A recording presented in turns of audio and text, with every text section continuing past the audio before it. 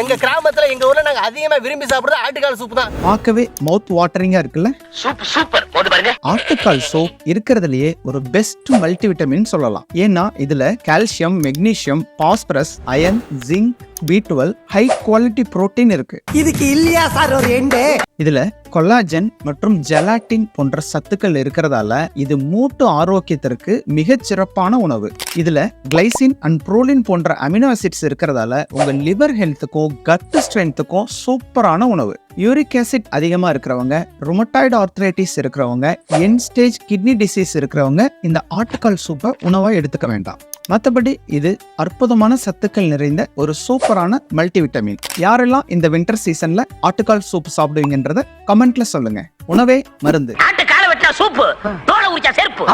ஐயோ தத்துவங்க.